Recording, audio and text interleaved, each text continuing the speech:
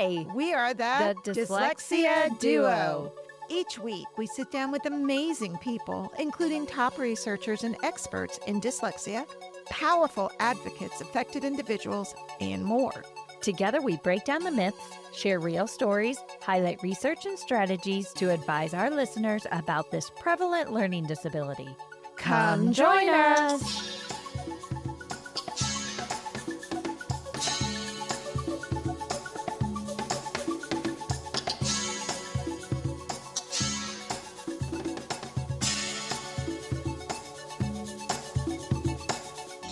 Hey, Melissa. Hey, Amy. How are you today? I'm great. Good. Today we have Dr. Kelly Cartwright with us. And Dr. Kelly Cartwright is from the University of North Carolina, Charlotte. And I found her on LinkedIn not too long ago. I just was prowling around. You get all these people that have suggestions, like you get to know them. And I started doing a little bit of diving into what she's all about. And I was actually very thrilled to have found her because she has great information about how reading is impacted by executive function, how it impacts comprehension, all of the things. So I'm so excited to get to know you a little bit more, Dr. Cartwright. She says we could call her Kelly, so I will start doing that. I'll do a better job at that and hear more about how we can support our students. So would you like to take a moment to introduce yourself? Absolutely. Thank you. I am so excited to be with you today, Melissa. It's so fun to get to talk about reading and to hopefully share some things that will help people as they help the young learners who need reading help. So, I am a researcher and a professor at the University of North Carolina at Charlotte. I've been in the field for several decades, we'll say it that way, but I study from a cognitive science perspective, very much applying work into practice. And so teachers walk away from work with me with practical suggestions. So I'm hoping that perspective will work with your listeners today. I'm sure it will. Well, we're so excited that you're here, and we're just going to kind of jump into it. I know we sent you a list of questions, but you remember that cartoon Family Circus, where's Jeffy been today? And he's got all these little dotted lines everywhere. That's kind of how I view our podcast a little bit. And honestly, that's kind of how I view my attention span at times too. But so for listeners who may not be familiar, what is executive functioning and why is it so important? Geez, not just in reading, but in our everyday life. Oh, that's a great question. So, executive functions are like mental skills that we use to manage all of the things that we do, our thinking, our feelings, our behaviors. And we may use them when we go to the grocery store, which we all do on a regular basis. So, you are walking through the grocery store and you may have made a list to help you remember, hold things in working memory, right? But you're flexing your attention between what's on the shelf and what's on the list, and you're trying to make sure you get the things that you intended to get. So you're meeting goals, you're organized, you're making a plan, you're using your mental flexibility, and then you push your shopping cart by that end cap that has all the springtime Oreos, and you have to inhibit the impulse to buy those Oreos, and that inhibition is another executive skill. And if it's not on the list, you might not do it, or you might buy them, and then that's a failure of inhibition, and you're nodding your head, that's me too. So those kinds of skills underlie shopping. They also underlie reading. We have to hold the meaning in mind as we update that meaning as we make our way through a text. We have to flex our attention between decoding and meaning making. It's not just a matter of decoding and then making meaning. It all happens at the same time. And so we're flexing our attention between those things. We have to inhibit attention to things that don't support meaning. We're making a plan. We're reading for a particular purpose. We're noticing the organization within a whole text, within sentences, even the internal organization of individual words, like noting spelling patterns and how those are pronounced and what are common spelling patterns and whatnot. So organization within words is something that, as you know, children with dyslexia have difficulty with. And so even their executive skills are playing a role, and we can support them with that structured literacy instruction that's helping them to attend to and use that structure to decode the words that they may not have been able to do before. I think it was really interesting because you said it's like when you do your grocery store list. And so Melissa and I are both dyslexia therapists, and I've worked with students since 92 with dyslexia because we have that law in place here in Texas. And, the low hanging fruit for dyslexia remediation is phonological awareness, decoding, and fluency. It's really getting to that end goal of comprehension that's so hard. And so, one of the analogy was perfect. One of the analogies I say to my students is like if it's a passage with questions attached to it, I'm like, let's make our mental grocery list first and Yeah. read the questions and then read the story because that way you make that grocery list so that we're not focusing in on the extra stuff that we don't need, only what we need when it's time for comprehension. Absolutely. That makes so much sense. I guess another question I have about what you were speaking is I have a student who can decode. He still is very slow, very disfluent. You would think that he's not able to attend to the text as well as he really does. So I guess my question to you is, what is the difference in those 2 types of scenarios? Usually, kids who are disfluent can't hold on to that information long enough to be a comprehensive reader, but on the flip side, there are those kids that are very disfluent, but they've got it. They can spit out all those answers. They know exactly what's going on. Gosh, that's a difficult question. And I think you hit on something that's really important when we think about individual readers. Every child that comes to work with us is different. And we have Mhm, to use assessment to figure out what it is that is a growth area for that student. So for some students, perhaps they are disfluent or they can decode, but they're not expressive. They're not also wrapping their little minds around the meaning as they try to make their way through a text. And in that case, it sounds like they need some support with that mental flexibility to be able to shift.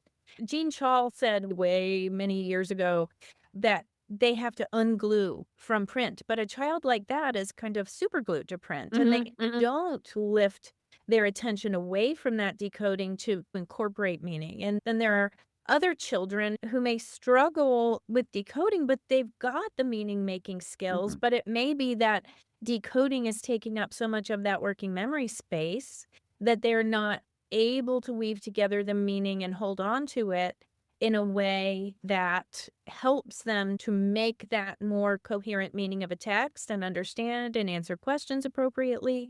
The interventions to support executive skills for kids in either of these situations often involves putting the thinking on the table for the kids because if the executive skills are weak, they're not just going to magically get better by like telling them to do things.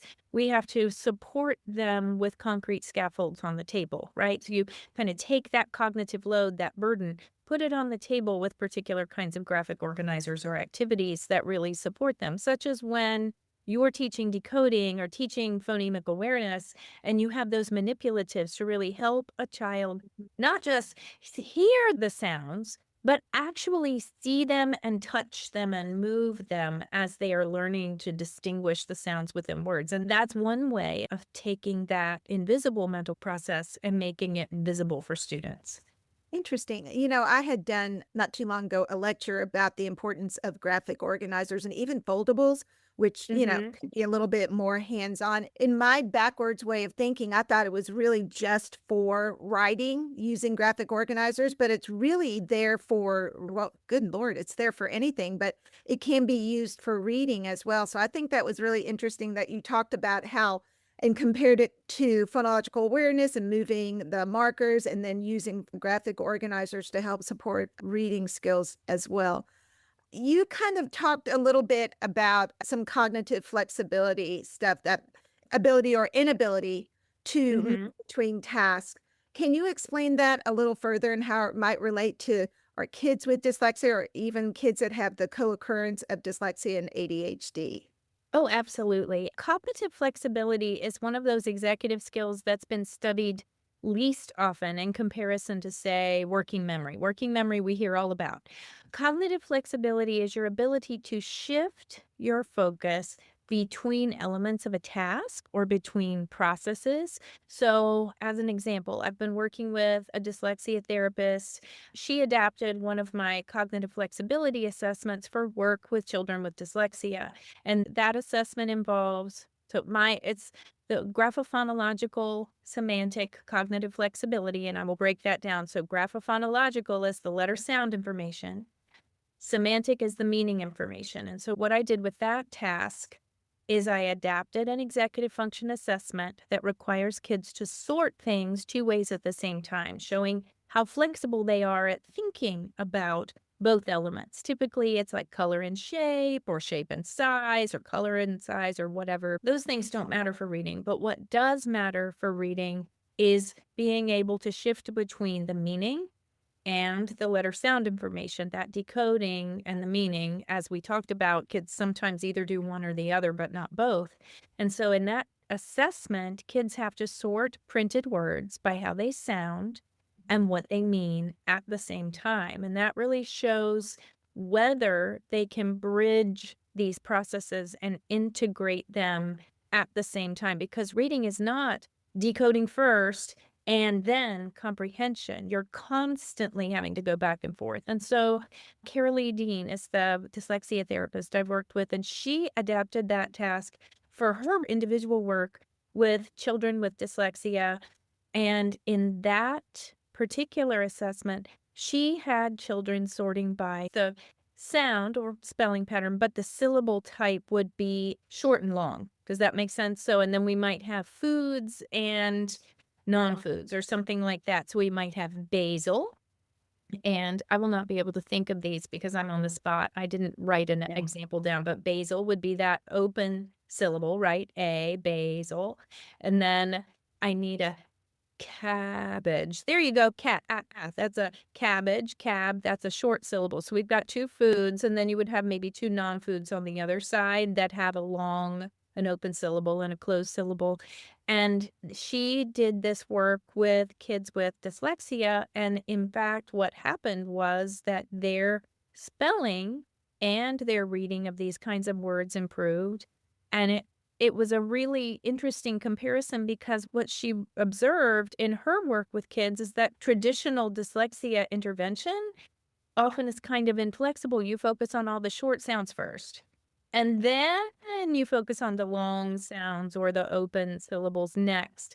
But that means that the child, when they come to a word, they don't flex or flip their decoding ability around that vowel. Gee, I could pronounce this in a couple of ways, because vowels have multiple pronunciations in English. And so that flexibility may be something that can benefit them. And we know from Laura Stacy's work that set for variability, that ability to look at a pronunciation of a word or look at a spelling of a word and flex that pronunciation in that way, accounts for a huge portion of reading comprehension in kids with dyslexia. But it's something that I think is underaddressed in intervention. And that's a prime example of cognitive flexibility within reading, your ability to approach decoding a word not in just one way, but in multiple ways. That is really actually very interesting. So the assessment that you're talking about, is that something that's available on the internet, or is it something that you have to purchase, or could we put It it in is, our show notes? well, you can email me and I can send you a PDF. But I also have sorting cards associated with my book, my Okay. executive skills and reading comprehension book. It's with Guilford Press, and there's a companion website with oodles of printable materials, including the 2x2 matrix for sorting and word cards that can be sorted.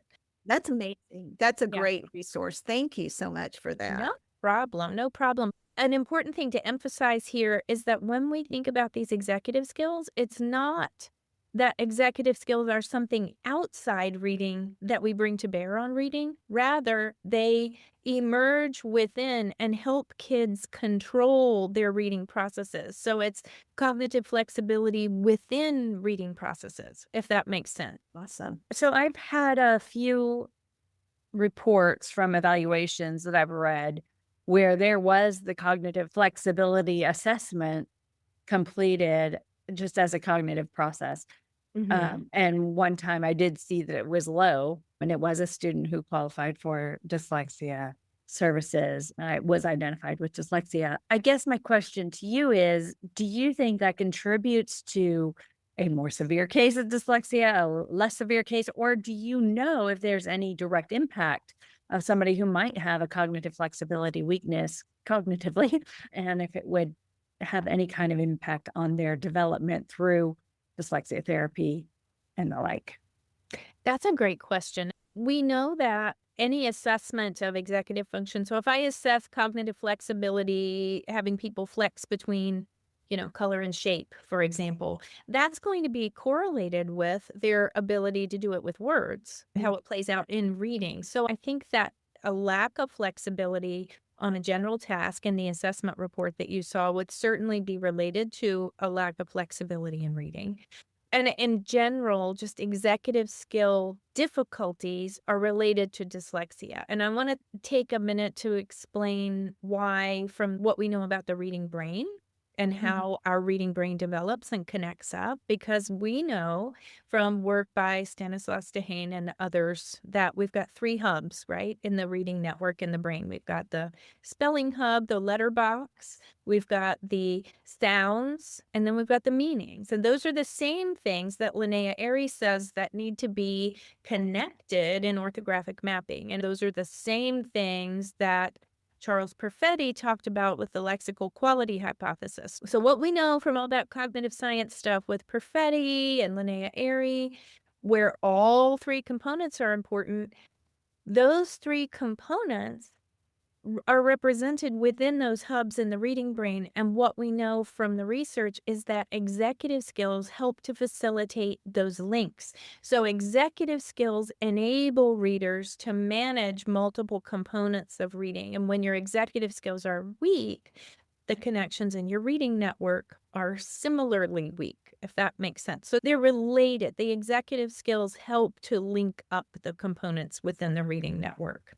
And because executive skills and reading, if you think about reading as a process, it's so multifaceted. It takes a lot of management, and that's what executive skills do for you. You have to manage and self-regulate, but you have to learn how to do that. And the nice thing is it can be supported with instruction so that we can help them be better regulators of their reading, which I know is what you do with dyslexia therapy. So I would venture to guess, we don't have the research on it, but I would Mhm. venture to guess, going back to your question, it was a multi-part question, but I'm finishing that other part that I've missed.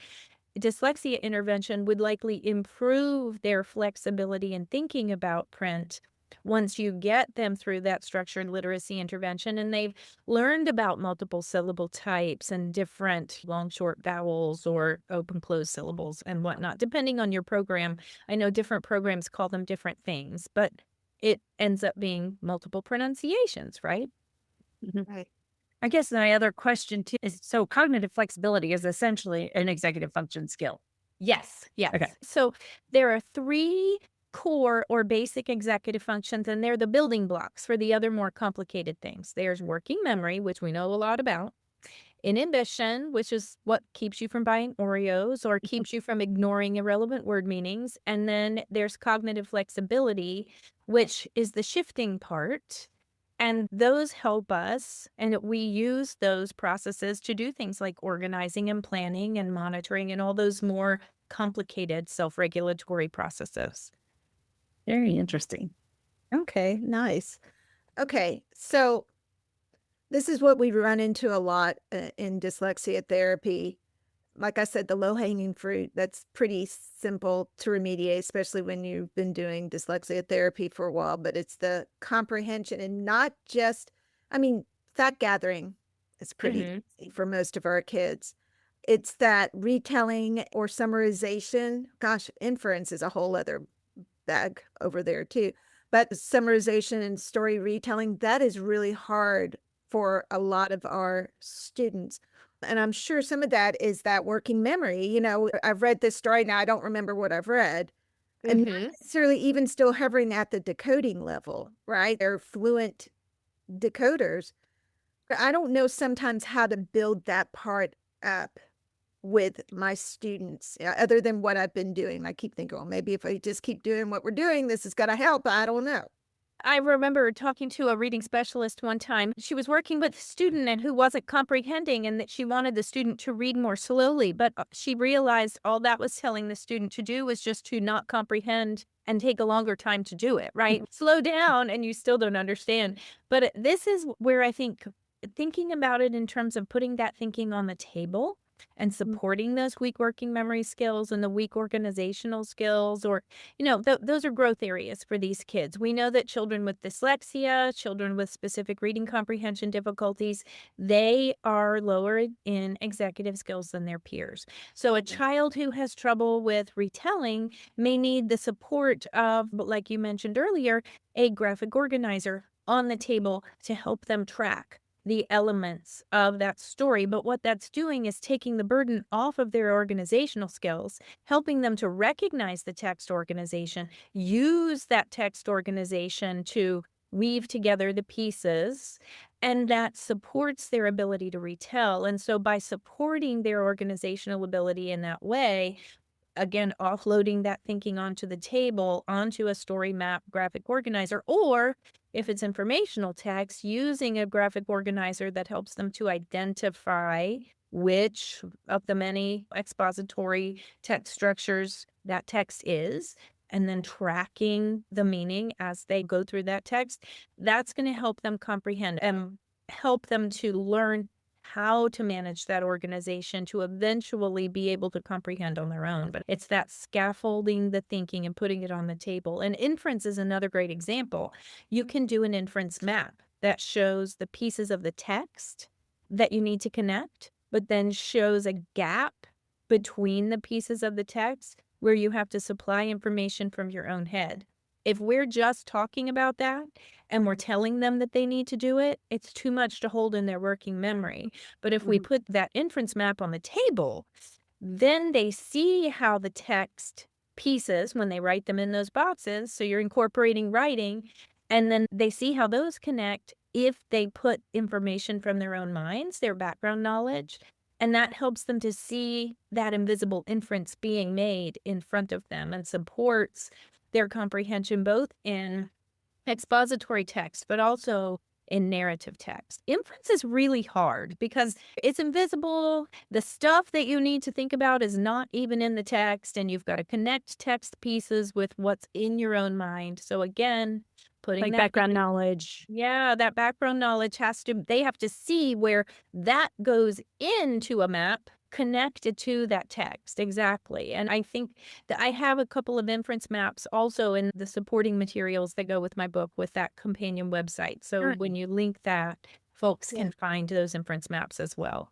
So I was sitting here thinking about kids that I've worked with for a long time. And, the elementary kids, they're just pretty much happy to do with what you tell them. They would work with a graphic organizer, but as they get to secondary, they don't want to look different than their peers. Is this something that can be repaired, sort of? I don't think that they will always have to use it. The research shows that when we use these kinds of techniques with readers, that they get better at it and then don't need them anymore. And so that's the goal. But there are ways, like with SRSD, self-regulated strategy development, with writing, you might have the child just write a mnemonic on the corner of their paper. That's something kind of under the radar that an older student could do, but you're still helping them to have a concrete thing on their paper to help them manage their thinking. And I think that there are ways that even with an older student who would need this kind of support but not want to look different, you would be able to find ways to do it, under the radar so they're not feeling as different as they could. That is so helpful. Thank you so much for that. So I'm pretty excited to talk to you about my next question because we talked to Dr. Milton Dean, oh gosh, last season, and he talked about executive function and how a lot of students with ADHD have executive functioning challenges, but not everybody. And then we know that a lot of students with dyslexia also have ADHD, a very high co-occurrence. So, with that in mind, how do the skills play out differently in students with dyslexia or similarly without dyslexia, but just executive function challenges? So this sort of brings up this idea of domain-specific difficulties, like reading-specific difficulties, and with dyslexia, I think we're seeing within reading, they are having trouble managing reading itself. So they are having reading specific executive function difficulties. A child with ADHD more globally who's not having reading difficulties, they may be having trouble organizing their backpack, organizing their homework. It's a more general, pervasive, cuts across everything sort of difficulty. Very often, though, you're going to see them have difficulties with reading and outside of reading. And there are interventions to target both kinds of things. So you can target executive functions within reading, the way that they play out within reading, improving reading for those kids.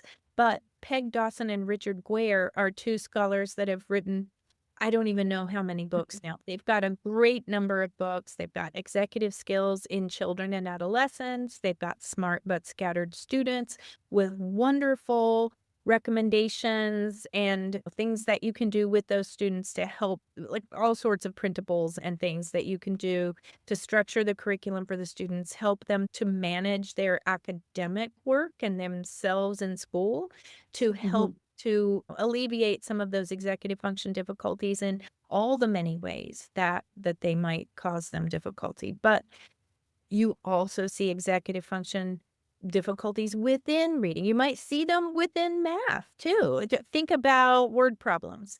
You can look at the words, but to be able to think about the words and the math meanings versus the everyday meanings, for those words, like the word difference. I mean, that Mm. alone requires a kind of flexibility and Right. inhibiting the meaning that you do know instead of thinking of the one that's unfamiliar, the math meaning. It's all the same thing, and yet it's not, because the way that executive functions affect reading and emerge within reading, that's different. So if I'm teaching a kid to do a working memory activity like the old Simon game we used to play, and, that's not going to help their reading. That's going to help them get better at remembering sequences of colors. To be able to support working memory and reading, the intervention has to support the processes that are needed to be held in mind while they read, like we would with that graphic organizer for the inference map for inference making, for example. We're putting all the things that should be in working memory on the table. Very nice. So I'm kind of going in the Wayback Machine with some of my students that I've had. And like we know that dyslexia exists on a continuum, and some of our kids have great comprehension, some of them have not so great comprehension. It's okay. But just solely looking at comprehension, I would say to a teacher, "Hey, the comprehension is not quite there." And they're like, "Oh, it's because, they're a second grader, they're young, they haven't had a lot of time with books and working on comprehension other than fact gathering." So, how early can comprehension difficulties be identified? And what should teachers look for when they're wondering, "Oh, is this a comprehension thing?" And I know sometimes we have to, dyslexia folks, we have to go deeper. It's not just comprehension, it could be something else. But what's the earliest we can start maybe being concerned, and what should teachers look for? That's a great question too. I think teachers aren't aware. A lot of people aren't aware. Researchers aren't aware of students with developmental language disorder, kids who aren't comprehending, even in preschool, right? You can find that children have trouble with comprehension before they're ever doing print, right? And those difficulties with comprehension follow them through school. Reading is language, decoding is language, comprehension is language, writing, it's all language. And so if you think about oral language difficulties that children may have with limited vocabularies, limited comprehension of what is being said or read to them, you can identify difficulties early. But also, I think there's a misconception in the field that old learning to read and then reading to learn, folks interpret that to mean you only teach phonics. And then when you get to, second or third grade, then we shift and we start teaching comprehension. And by then, we've set children up for failure on the end of grade assessment because you've got to be comprehending and learning to comprehend from the get-go. And there's a great What Works practice guide on early primary grades comprehension, and we should link that for sure in the show notes. But that practice guide gives some great recommendations for kindergarten to third grade comprehension instruction that should be happening in parallel. to that phonics instruction, to the decoding instruction. It's never an either or, it's always a both. I always go back to this dyslexia study that happened at UT Austin. It was Austin and colleagues, Sharon Vaughn's group, and they had a group. This was a 2021 piece, and I can send it to you, but they had a group of students in 4th and 5th grade with dyslexia, and they had 45 minutes of phonics instruction with multisyllabic words, and they learned to decode them to fluency. They had another group of 4th and 5th grade dyslexic students, but these students, they decoded the words. They had decoding practice for 25 minutes, and then they had meaning practice for 20 minutes. And who performed better? The ones who had all of the above, right? They still had that systematic explicit phonics instruction, but if you think back to orthographic mapping or the 3 hubs in the reading brain, the kids who got the practice connecting all 3 pieces, spelling, sound, and meaning, had stronger responses in terms of reading accuracy, fluency, vocabulary than their peers who only got 2 of the 3 hubs in the reading brain. It's as though meaning is glue, right?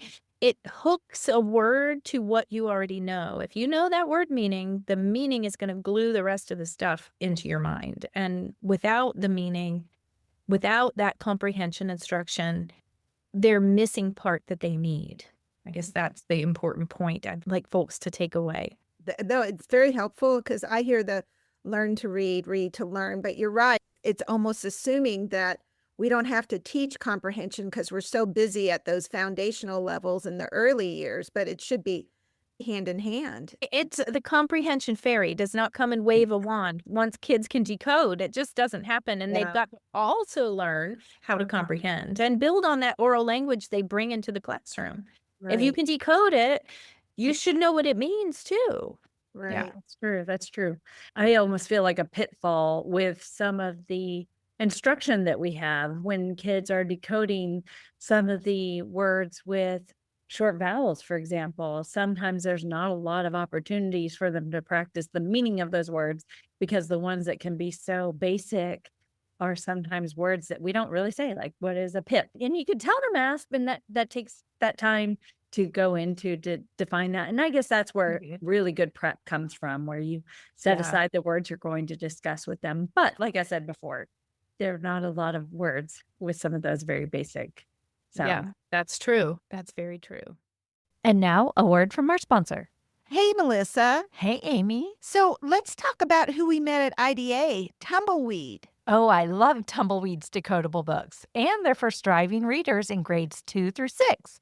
My favorite thing about them, in addition to the storylines, is the inclusion of comprehension, spelling, and vocabulary activities. Yes, and there's no guessing because they took out the visual distractions. They still have illustrations, but not right next to the print. And Tumbleweed is easy to implement with any core or intervention program. Their teacher guides are jam-packed with multimodal approaches. Check them out at tumbleweedpublishing.com. Hi, this is Aimee Rodenroth, and as part of the Dyslexia Duo podcast team and owner of Discovery Dyslexia Services, I want to talk to you about my business. Our COUT-trained team offers expert virtual or in-person therapy located in Prosper, Texas, using proven dyslexia curricula like Take Flight, Build, MTA, Alphabetic Phonics, and Reading by Design. We also provide crucial independent evaluations and advocacy services. Don't wait. Empower your child today. Visit www.discovereed.com to learn more. That again is www.discoveread.com. Discovereed, covering all your dyslexia needs. Let's return to the show. And I guess my next question, what I would like to know about is I'm thinking about the kids I've worked with in schools when I was in public schools. They would go back to their classroom and, they weren't dyslexic just in my room for intervention. They were dyslexic in the classroom too. And I think that sometimes that's something I would love to have worked closer with my classroom teachers about. Of course, time is of the essence between both parties. But what do you feel is like one of the most overlooked comprehension strategies that maybe elementary teachers could be working on in their classrooms? And or what about when a teacher notices the kid can read fluently but doesn't understand? What should we do with those things? I think this is where integration across the curriculum is so important. So, integration between you and the teacher. If the teacher is noticing this, you and the teacher should be able and given the time to. I know I'm talking about some ideal utopia in education that doesn't always work, but if you know, and if the teacher notices this child is having trouble putting the meaning together, then those strategies where we're putting meaning on the table could be things that you use with the child. And then that child sees it again in the classroom and you Mhm. just hand it to the teacher or hand it to the parent or Right. the child brings that graphic organizer with them into the classroom. And maybe if it's an older child, they may not want to see it, but maybe it's in their writing journal. Maybe it's in a more Mhm. private location addressing that concern you had earlier. But I think that's where communication across areas is important. It's just like with disciplinary literacy. English language arts is not the only place we need to comprehend and decode text. We are reading photosynthesis in science, and we're trying to comprehend texts about that. And we need to be able to engage kids with text in all of the places, but supporting them with those strategies. And part of that is explicit instruction with the child so that they understand I'm giving you a strategy that you can use to put your thinking on the table. And you can do this in science, and you can do this in language arts, and you can do this in, whatever the setting is. No matter where you are, you can write these things on the corner of your paper. No matter where you are, check out this organizer to help you remember how to make an inference or to help you remember how to track the structure of the text so that your comprehension works everywhere and not just when you're in this room with me. We're not in the reading bubble only in my room. Yeah. The reading bubble is big and it encompasses everything. Yeah, that's true. Very nice. Well, let's kind of shift to our older kiddos for just a minute. I had heard, and I cannot remember, so now it's almost like hearsay. Somebody had told me that when the kids are graduating from high school without reading a full complete book from cover to cover, and Mm. so you see, and that just astounds me because I can remember the amount of reading I had in high school, with all the different classic novels that we had to read. And I guess if they don't have that exposure, they don't really know what they're missing. But a lot of our secondary kids, not just our dyslexic kids, but our kids without that are not identified with any difficulties, disengage from reading. Mhm. And what do you think that is? Well, first of all, what you're hearing, I've seen data to support exactly what you remember hearing, and that's that children are assigned, students, even high school students, are assigned fewer and fewer whole books. Yeah. And we are assessing and teaching reading with shorter and shorter passages, right? And so those kind of disconnected passages, they're not as meaningful. They're not as engaging. You're not following interesting characters across a whole text, which requires a different level of cognitive skills, if you think about it. I have a student who was recently looked at exposure to complex text represented in how many whole books they had read. So Right. they had a group of students that had read a lot of whole books versus a group of students who had not read, had not been exposed to a lot of whole books. And controlling for a lot of other variables, the ones who had engaged with those whole books had stronger working memory skills than the Mm. ones who had not. This is only one study. Correlation doesn't equal causation, but reading exercises your cognitive skills. And if we only give them a short passage to read, how long do we really have to engage our working memory? How long do you really have to trace a character's motivations across 2 paragraphs or 3 paragraphs as opposed to multiple chapters? If we deprive kids of whole books that could get them interested and engaged, we've, limited their motivation, but we've also limited opportunities for the kinds of thinking that they're not getting Right. with short passages. And I think those things are important. But another motivation piece that is important to think about is that when kids struggle to read, they feel anxious about reading, right? Yeah. And that anxiety triggers that fight or flight response, that stress response in the brain. And that survival brain, I'm putting that in air quotes, that actually suppresses the learning brain, the executive skills. So when you're stressed, when you are a dyslexic student who walks into school knowing this is hard and I don't know how to tackle this, then it's harder to learn. And so that motivation and engagement piece becomes doubly important when their interests are supported, when they are equipped with strategies to tackle hard words. It may be easy to decode a short word, but learning how to get those strategies for decoding multisyllabic words is really important because they can be overwhelming and stressful. And so I think we shouldn't overlook that piece as well because that Right. stress undermines motivation, but it also undermines thinking. Yeah, that's interesting because I'm kind of going back and I was a person who enjoyed reading. I'm not dyslexic. I might struggle a little bit in math and science, but I'm not dyslexic.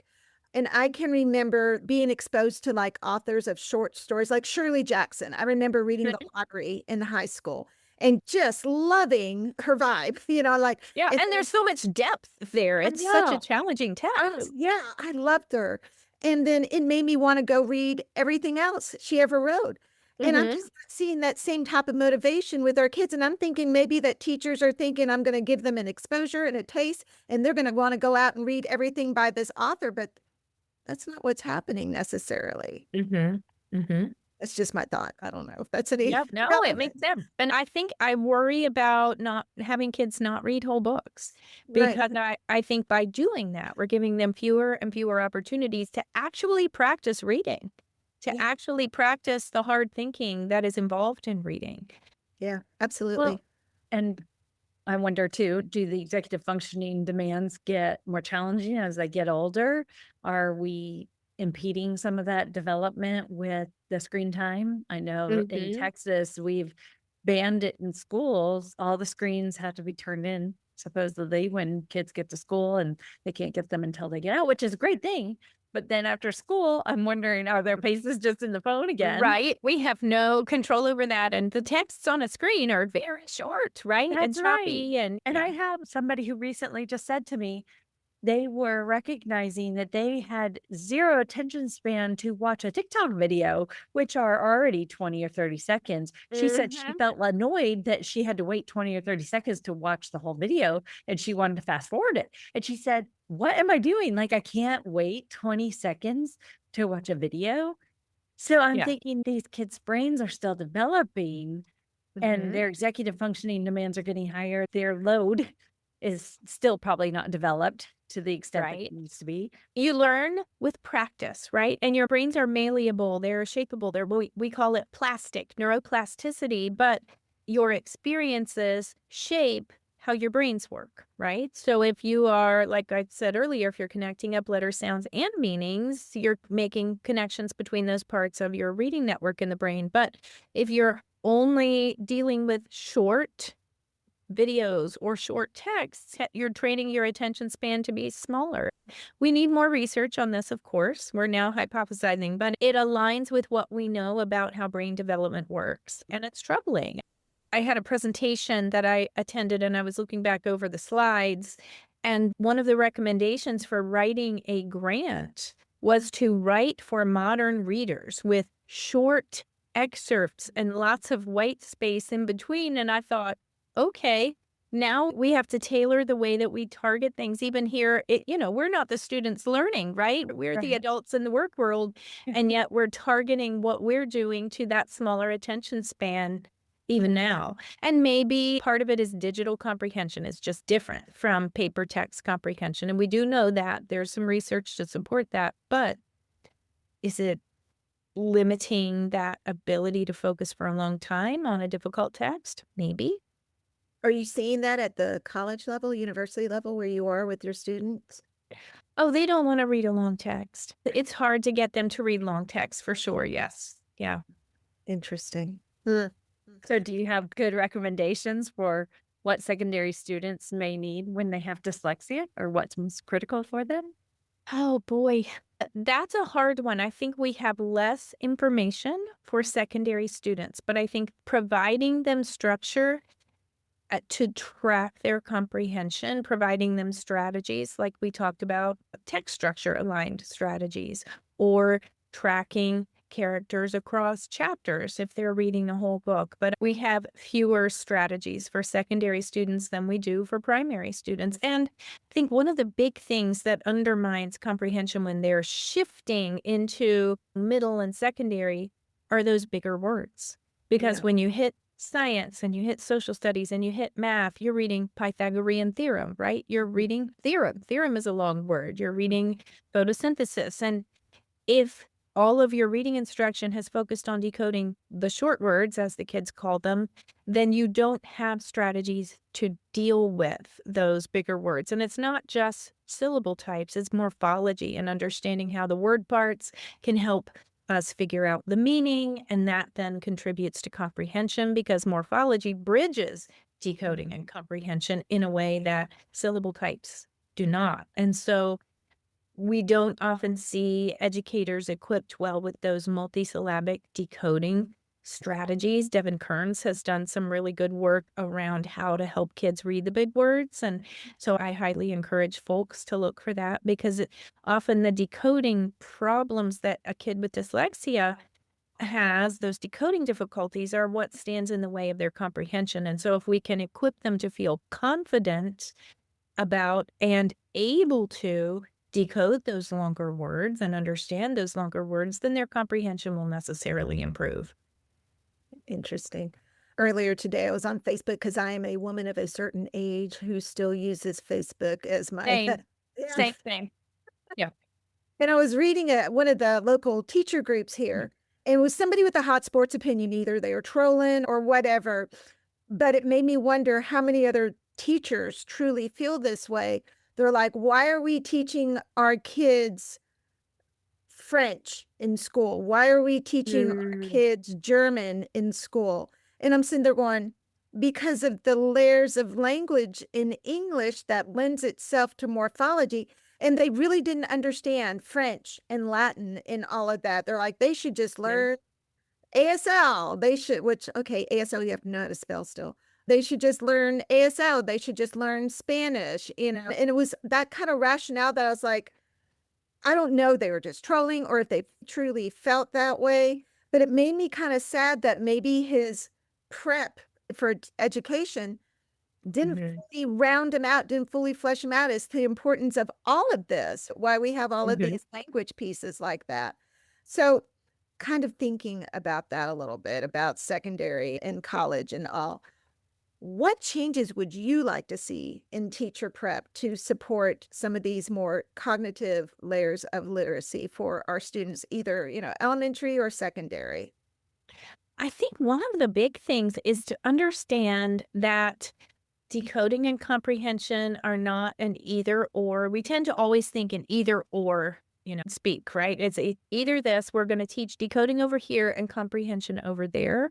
And we teach decoding first and then we teach comprehension. There's always these dichotomies, but they're false dichotomies. And I think that in teacher prep, we need to help our pre-service teachers and then in-service teachers understand that it's not teaching decoding or comprehension. It's making sure that all kids at all grade levels get both and that they learn how to do them at the same time. Because I can teach decoding all day and language comprehension over here and on a different day, but that doesn't mean that I've taught them how to then put them together. You can't expect them to integrate them if we don't also teach kids how to do these things at the same time. So there's one dichotomy. Another dichotomy that I see in the field is, well, gee, should we teach comprehension strategies or should we teach knowledge? Is it knowledge or strategies? Well, the answer is yes, it is all of the above, right? We need to help them understand what to do on purpose with their knowledge so that they can understand a text. Knowledge doesn't magically make you comprehend, like strategies don't magically make you comprehend. You have to know how to bring your knowledge to bear to make an inference, as we discussed earlier. And so it's really trying to understand that in this digital age, we want simple explanations. And so an either or explanation is very simple. But understanding that reading isn't that simple is really important.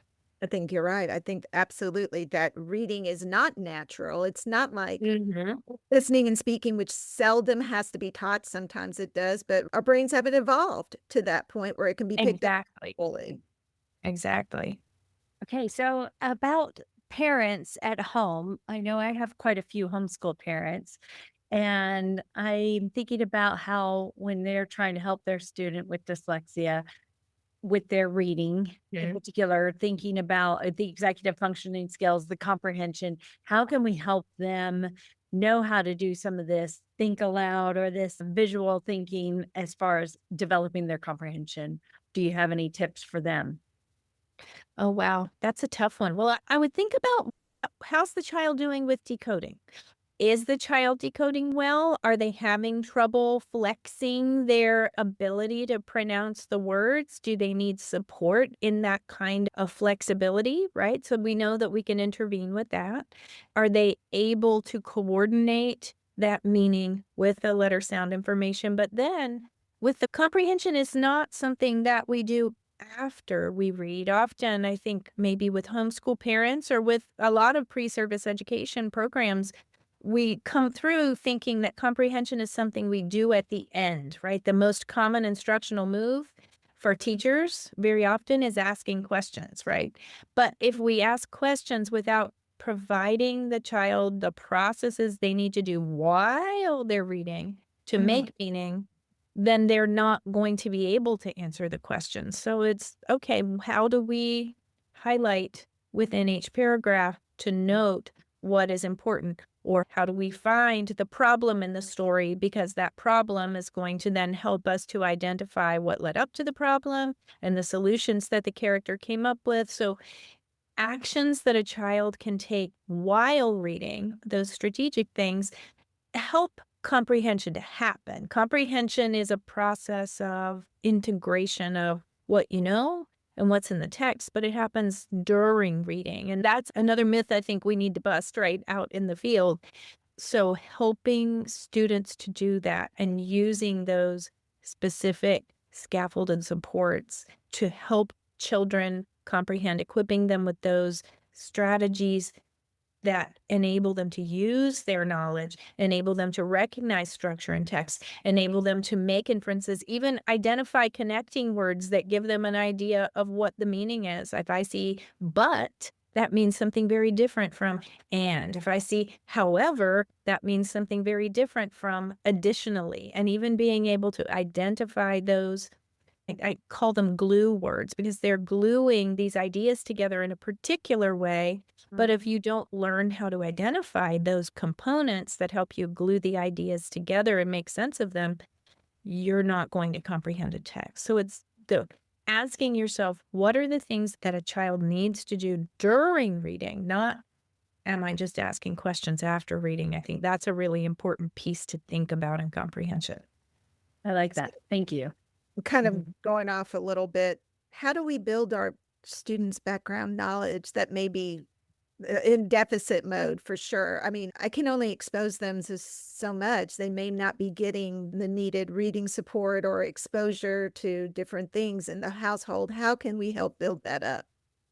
We can start with a video about a particular topic. We can use text sets that you may have a graphic novel that, or some sort of comic, or some sort of fictional text that has some of the knowledge paired with an informational text. A Oh, that's lot of times, having those videos yeah. beforehand to show them, okay, here's the science concept, see it in action. Now we're going to read about this and let's talk about these words. There are going to be some tricky words in here that you may not have heard before, and pre teaching those vocabulary words to really plant and build the knowledge before you tackle the target text, and then teaching multiple texts that help to build that knowledge and reinforce it across text. I think all of those things are great options. Even doing activities, you might do a nature walk outside if you're looking at the leaves and whatnot. There are lots of ways to use experiences to build knowledge. It doesn't always have to be with a text. And videos, as we've talked about, are something that kids are very much exposed to, but they may attend to those. And then that helps to build and activate knowledge before they read. I think that's interesting. It's almost like some of the strategies we use with our emergent bilingual or second language learners that we have to kind of build up. This is what, when I say this is what I mean, or this is how it relates to this. It's Mhm. very similar in my Yeah. opinion. And I do this. I have a student with DLD, and Mhm. I will preview ahead of time in the text the words. We'll do that KWL chart. And even sometimes that KWL chart is still not enough. And I'll have to Mm. pull up an image or even sometimes a video to support. And it's almost, this is probably an incorrect thing to say. I feel like it's when you're driving and you hit a speed bump and then you have to Yeah. start building that speed again. I'm like, okay, we're going, oh, I got to stop and do this. you Yeah, know, but it's almost like I hear what you're saying, and it makes so much sense because we jump in thinking that this is what we need to do to build the knowledge, but then we find, and this is where we started with, hey, you need to assess your kids and know where they are, but that interaction that you're having with them one-on-one is clinical assessment. You are in the moment, seeing Mm, where they are and realizing, Yeah. oh, gee, this isn't enough. I do need to pull Yeah. out a video. We do need to target these words. We do need to pull up an image because they just don't have this. English learners, emergent bilingual kids, they do need this extra background knowledge because they may have the knowledge in their home language, but they right. may not have the vocabulary, the meanings in the second language. You can use the first language if you've got similar words, right? Cognates across languages, as you were saying before, but it's a very similar process. But a child with limited language comprehension in their first language needs the same things. Okay, Yeah. that's good to know. I'm glad my instincts were there. It just felt, Yeah. it didn't feel right to me.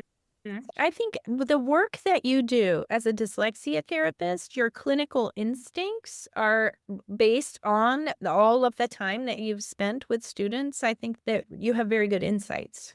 Thank you. I hope so.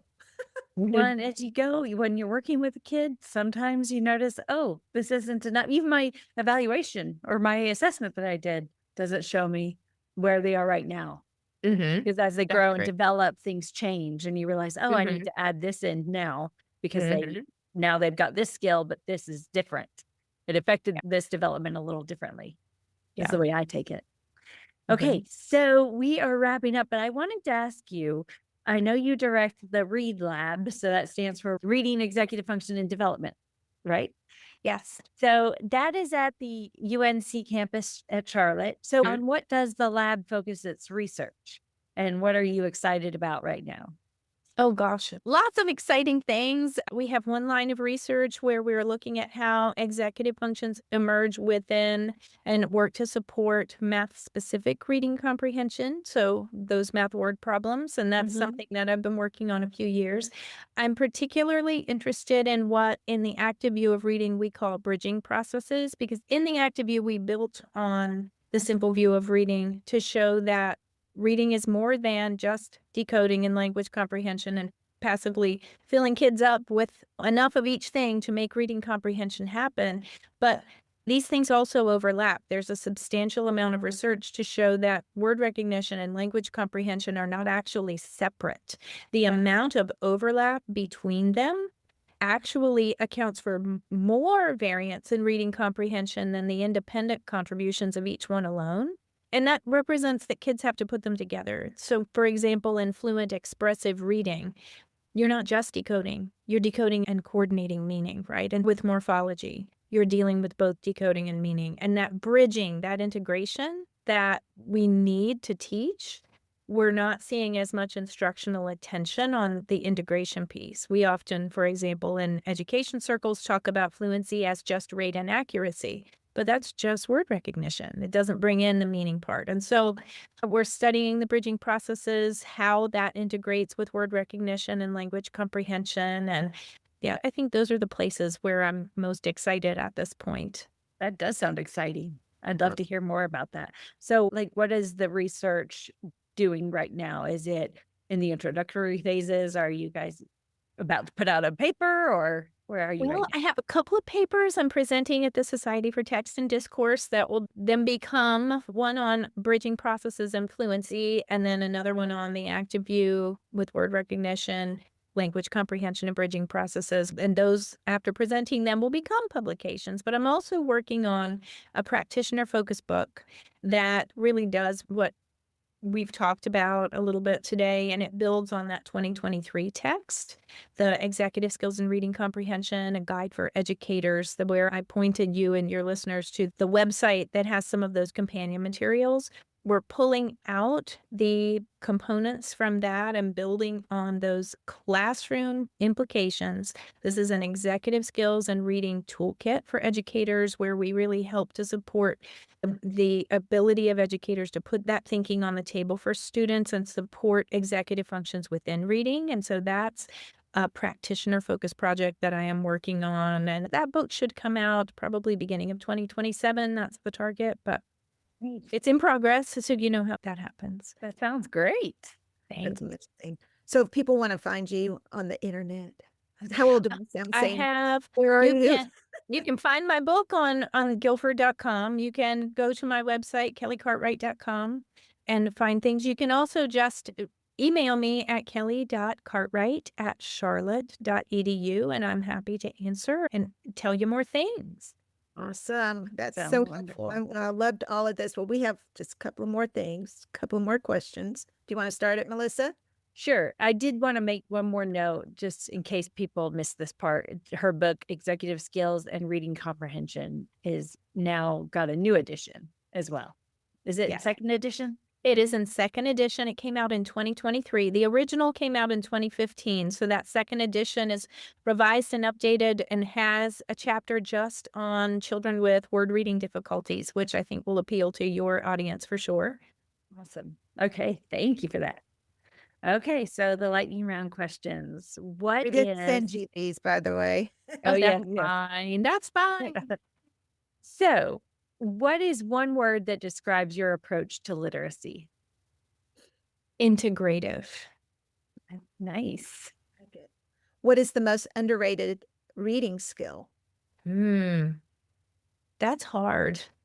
I could either say flexibility or prosody because I think we don't study prosody enough, and I think it's important. And so I have to have two answers for that one. But I think the flexibility in thinking about both decoding and meaning, it's underrated, understudied, but needed by kids.